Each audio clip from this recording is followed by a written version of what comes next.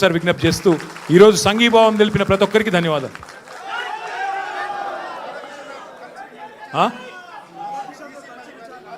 ఇగో media కథనాల్లో ఎన్ని వాస్తవాలు ఉంటాయంటే ఇగో క్లాసిక్ ఎగ్జాంపుల్. ఆయన ఎవరినో కూర్చోబెట్టి నాతో కలిపి విచారించినట్టు. ఆయన ఎవరు రాని కూడా రాలేదు, మీరు చెప్పేట ఆయన ఆడ లేని కూడా లేడు, ఎవరిని కూర్చోబెట్టలే.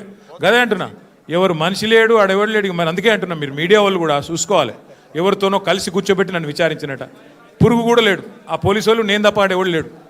కాబట్టి ఇటువంటి అన్నీ ఉంటాయి. ఇప్పుడు టీవీలో వచ్చింది ఏంటంటే, ఫస్ట్ మాజీ డీసీపీ రాధాకృష్ణతో కూర్చోబెట్టి ఆ 2 ఫోటోలు మీది ఆయనది పక్కన పక్కన పెట్టి అదొకటి పెట్టారు.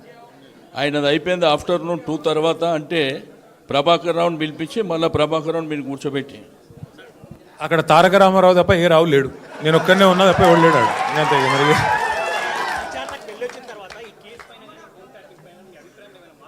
మా అభిప్రాయంలో మార్పు వచ్చింది. మార్పు ఏంటంటే ఇవాళ మంత్రుల ఫోన్లు ట్యాప్ అవుతున్నాయి, మా ఫోన్లు ట్యాప్ అవుతున్నాయి, పక్కా అని చెప్పి నిజమని తెలిపింది అంతే. ఇక మరి సాక్షిగా పిలిచినరా ఈనాడుగా పిలిచిరా నాకైతే తెలియదు. కానీ కాదు సోదరా, వాళ్ళు ఏమేమో అడిగిందే అడుగుడు తప్ప ఏం లేదు, విషయం ఏం లేదు. అడిగిందే అడుగుడు, ఏదో మ్యానుఫ్యాక్చర్డ్ ఒక స్టోరీ మ్యానుఫ్యాక్చర్ చేసి దాన్ని కష్టపడి నిజమని వాళ్ళు ప్రజల్ని భ్రమింపజేసే ప్రయత్నంలో, వాళ్ళ వైఫల్యాల నుంచి ప్రజల దృష్టి మరల్చే ప్రయత్నంలో చాలా బలంగా పోలీసు వ్యవస్థ రేవంత్ రెడ్డి గారిని కాపాడే ప్రయత్నం చేస్తుంది.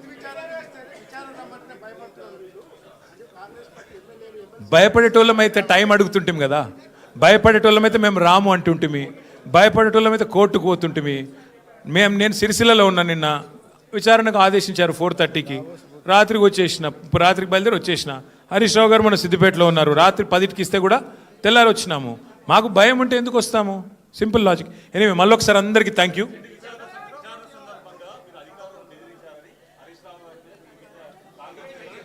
నేను ఎవరు కంప్లైంట్ చేశారు? అయితే నేను ఎగ్జాక్ట్లీ నేను ఒకటి అడుగుతా. ఆ అర్రలో 6 ఉన్నాం, నేను బెదిరించినట్టు వాళ్ళకి ఎవరు చెప్పిండు? కాంగ్రెస్ వాళ్ళకు నేను బెదిరించినట్టు ఆడ కంప్లైంట్ చేస్తే నేను బెదిరిస్తే, ఒక నిజంగా నేను బెదిరించిన మాట నిజమే అయితే వాళ్ళు చెప్పాలి, బయట పోయి వాళ్ళు చేయాలి కంప్లైంట్.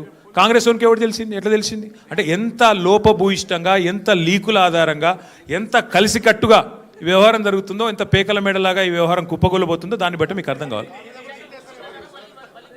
మళ్ళీ పిలుస్తా అన్నారు, మళ్ళీ వస్తా అని చెప్పిన. Thank you.